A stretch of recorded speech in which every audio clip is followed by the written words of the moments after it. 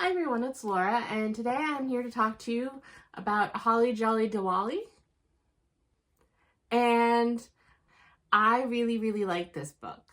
So this book is about Nikki, and her parents came over from India separately. They found each other in the US, fell in love, got married, and had 2 daughters. And so both her older sister Jasmine and Nikki grew up as Indian Americans. They've only known life in America. And they've never made it back to India, even for vacations or any family trips or anything like that. And Jasmine was kind of the wild sister who just did everything that she wanted to, no matter what her parents said, dated who she wanted to, didn't follow the strict decorum rules that her parents came up with, or curfew or anything like that. And so Nikki kind of overcompensated and wanted to be the good Indian daughter and take care of her parents, not cause them any extra worry. And she really internalized that role in the family. So her older sister went out, studied art and I think it's graphic design.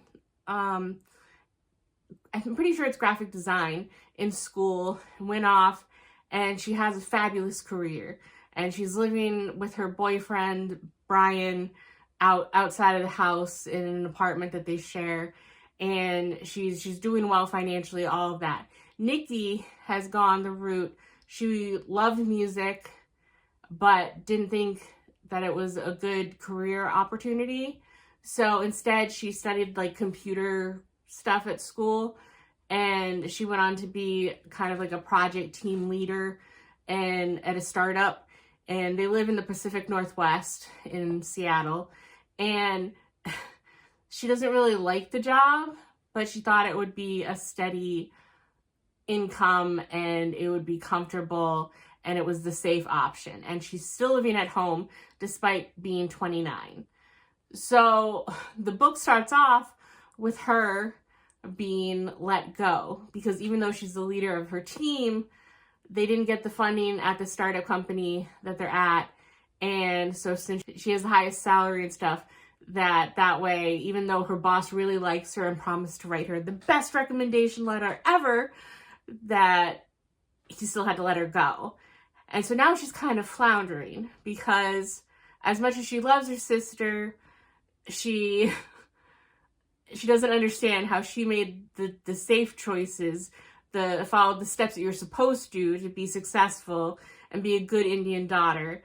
And she is worse off than her sister. And she has a little bit of resentment towards her sister about that fact.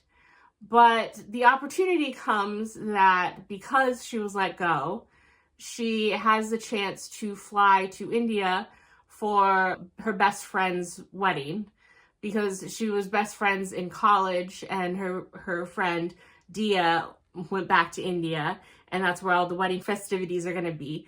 And the wedding also takes place around Diwali, which is a celebration of lights, festival of lights in India. And so she ends up deciding to go, and she's spending a bunch of time there because Indian weddings are big celebrations that have multiple days, and she's offering to help her friend as much as possible in the lead up to the wedding and then the ceremony. And then she's going to spend some extra time and actually go back to the other place where her family is from and see some relatives that she's never met and stay with them for a little while. Well, while she's there, she meets Sam, who is one of Dia's childhood friends. And he and Nikki really hit it off. And he is a musician. He followed the dream of creating kind of a rock grunge band type thing. I forget what they used, a weird genre that I've never heard of. I don't pretend to be a music expert, in London. So she's still using the rational brain because she doesn't want to give in to any feelings because she's not a fling person. And realistically, logistically, she's thinking about it. She lives in Seattle. He lives in London. They're in Mumbai. How is this going to work right? You know, so why bother starting anything when she could just get hurt in the end? And so that's one of the big themes of the book, is kind of about Nikki figuring out, is it really better to kind of go along the safe path? Does she regret taking that course in life? Should she have gone more for her passions? And then another part that's important in the book is kind of talking about the cultural experience and otherness that she feels a lot of times, because she's proud of her heritage and her parents and her family, but at the same time, she doesn't fit in with the people in India or a lot of the people even in their culture in her own community, because for one thing, they never taught her, her family is Punjabi, that's what they speak at home, her parents, but they never taught her or her sister Punjabi. So they have some understanding of hearing, but they can't write it and they can't speak it. And then they have her family is Sikh. And so they have a temple. I can't remember the name off the top of my head. It begins with the G. I'll put it up here for when I find it. But her parents met at their local religious location. And their family doesn't live close to it. And so a community has obviously built up around this religious location. And so it made it harder for her as a child to form friendships that lasted in this community, because you know, a lot of times they would hang out after school, or they would just go over to other people's houses and walk and everything, where she lived 35, 40 minutes away. And she wasn't always able to have her parents commute to drive her to a friend's house when they're working hard to support their family. And also her parents, it took a while for them to be financially viable. So they didn't necessarily have all the resources to go to certain like camps or events or pay the gas money for constant trips. And being the good daughter she is, she just didn't ask for too much. And so she feels kind of othered from the other Indian American families around there. And she has a few flashbacks of instances where she kind of felt outcast from that group of people. And so she was really nervous about going back to India, because, you know, what would it be like going there when she feels some connection as like a homeland, or would she feel even more outcast since she can't communicate in any of their languages or anything? And she was kind of worried.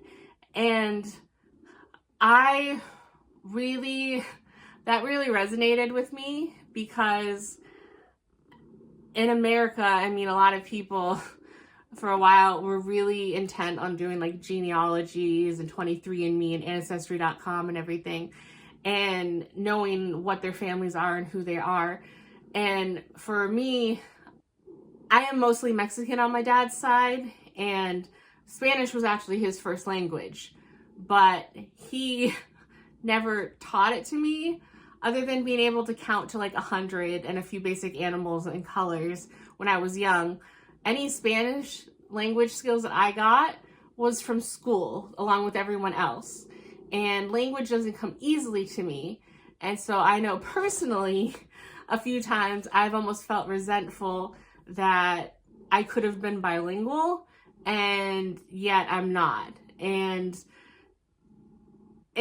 wanting to take pride in that part of me and that culture, but at the same time, distinctly not belonging in certain ways. I mean, granted, Nikki belongs a lot more to the Indian culture than I belong to the Mexican culture, but I did resonate with that sometimes in some ways. I also just, a lot of Nikki, I resonated a lot with Nikki just in general, because there's been a few times in my life where I've taken a big risk or a big step or a big leap, but I am definitely one that tries to think about things more logically, and I tend to take the safe route a lot of times. I am not the person, no matter how fed up I am with a job, to quit without having another job already set up. So just a lot of her mindset and her struggles in this book really resonated a lot with me. So I really liked her, and I really, really liked Sam. And there was really no guessing about where he stood in any of this. And it's funny because Nikki kind of takes him, because he's a musician in a popular kind of band, that he must be a player.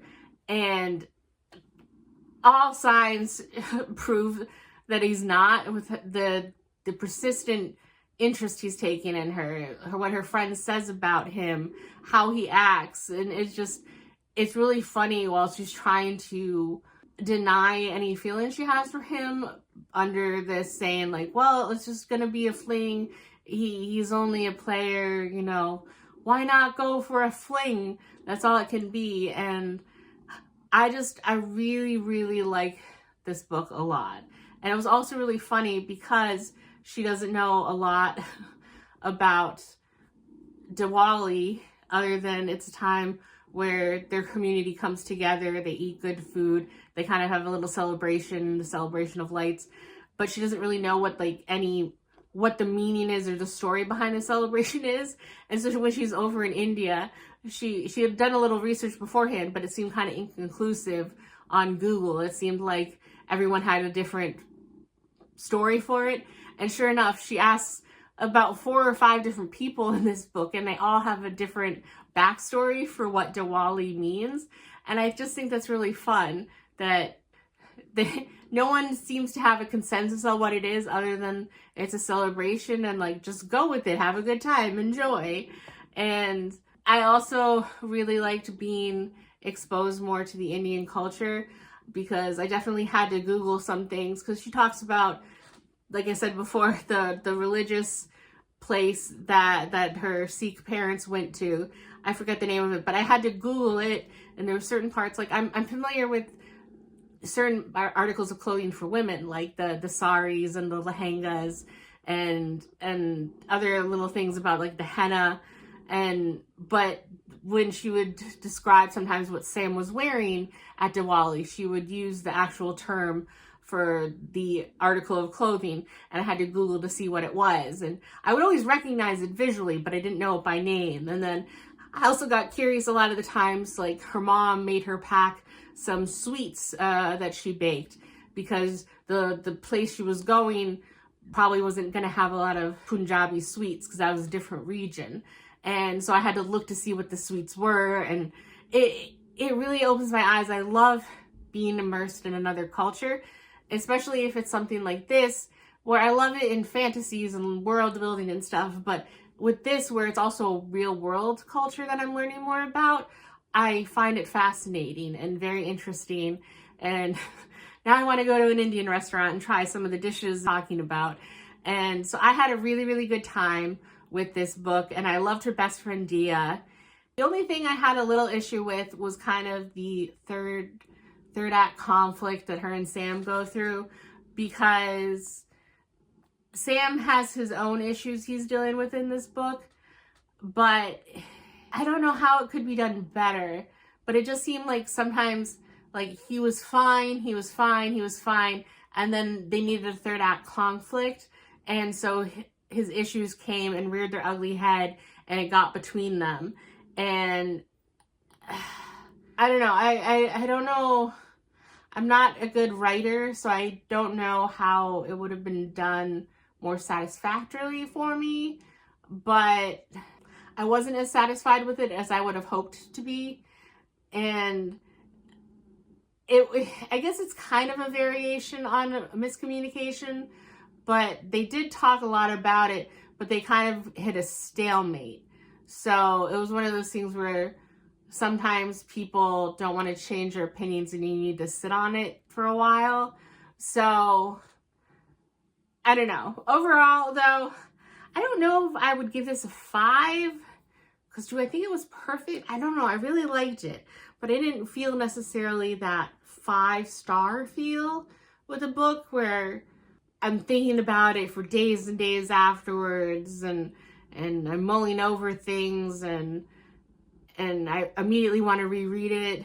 But I did really like it. I'm keeping it on my bookshelf for sure. I would love to reread this again. And so maybe a 4.5 or a 4.75. I think that's where I leave it for now. I haven't firmed that up more, but by the month end wrap up, I'll probably have a better idea of where I want to leave it. But I really, really, really enjoyed this book. And I related so much with Nikki that it was kind of sad sometimes. But I would recommend this book if that sounds interesting to anybody else, because learning about the festival and the culture, it was really interesting. So 4.5 or 4.75, around there for me right now. That's all I have to say about that book, and I will see you in the next one. Bye.